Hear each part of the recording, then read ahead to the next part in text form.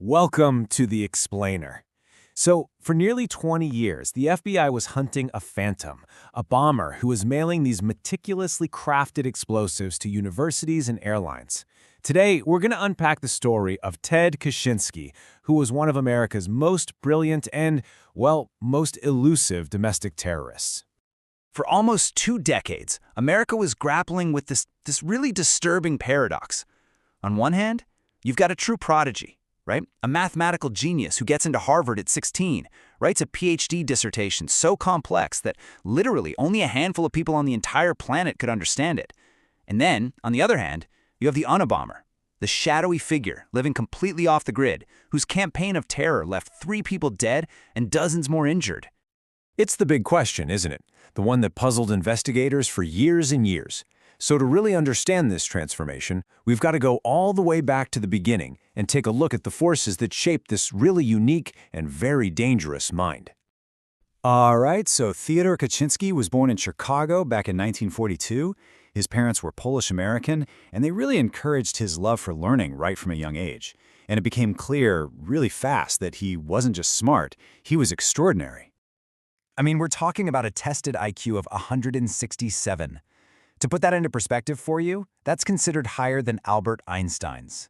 This level of raw genius meant he skipped 2 grades entirely, and pretty soon he earns a full ride to Harvard University. He walked onto that campus as a freshman at just 16 years old. But, being that advanced academically, it came at a huge social cost.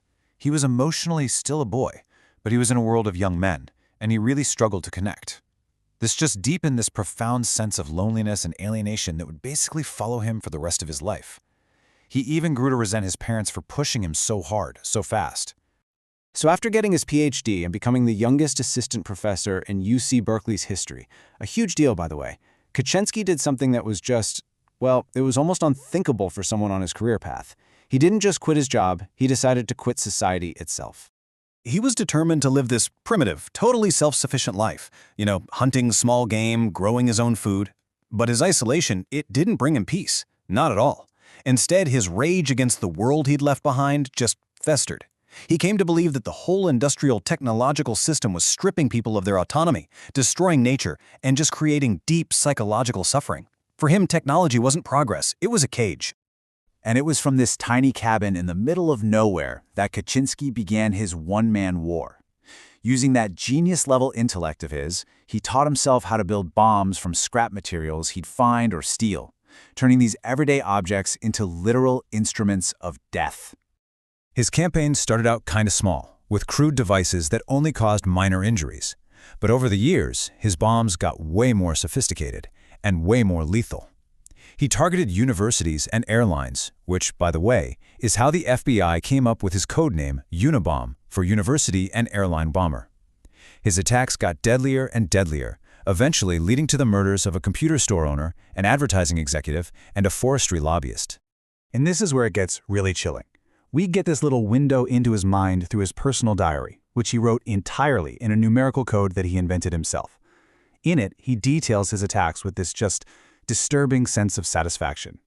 After his first fatal bombing, he noted his success and somehow called the shrapnel-filled device a humane way to kill someone. So as you can imagine, this kicked off one of the longest and most expensive manhunts in the entire history of the FBI. The problem was, the bomber was a ghost. He left no fingerprints, no DNA, no forensic evidence of any kind. He built his bombs from scrap metal and wood, making sure no part could ever be traced. For 18 long years, the FBI was chasing a perfect phantom. Then, in 1995, after all those years of eluding capture, the Unabomber's own ego led him to make a really bold and, as it turns out, a fatal move.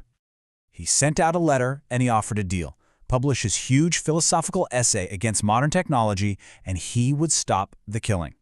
The Manifesto basically argued that technology was this unstoppable force that was eroding human freedom, and the only cure was a full-on revolution against the entire system.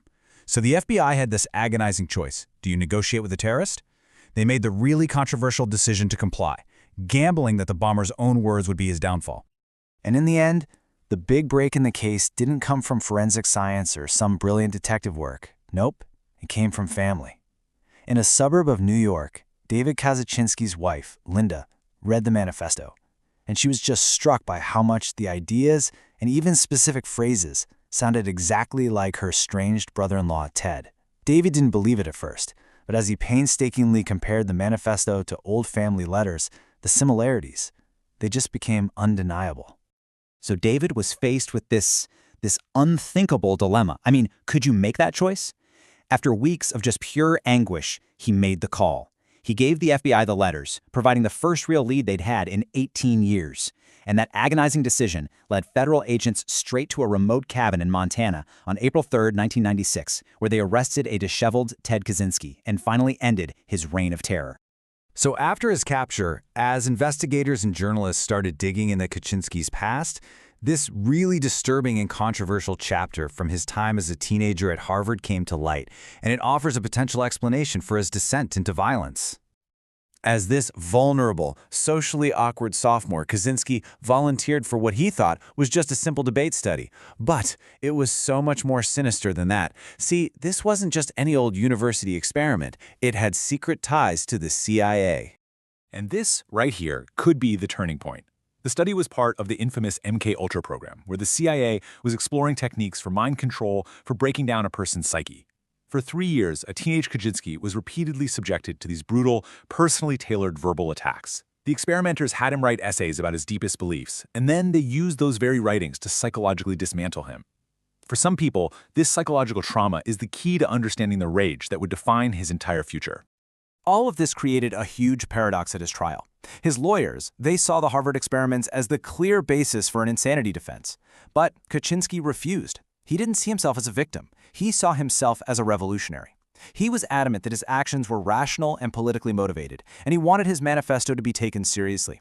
And in the end, that's the reality he chose: to plead guilty, avoid the death penalty, and spend the rest of his life in prison, where he died in 2023. You know, the story of the Unabomber is a chilling American tragedy. It really forces us to confront some uncomfortable questions about genius and isolation and trauma. So was he an evil genius who chose terror, or was he a damaged mind, created and then broken by the very systems he was trying to destroy?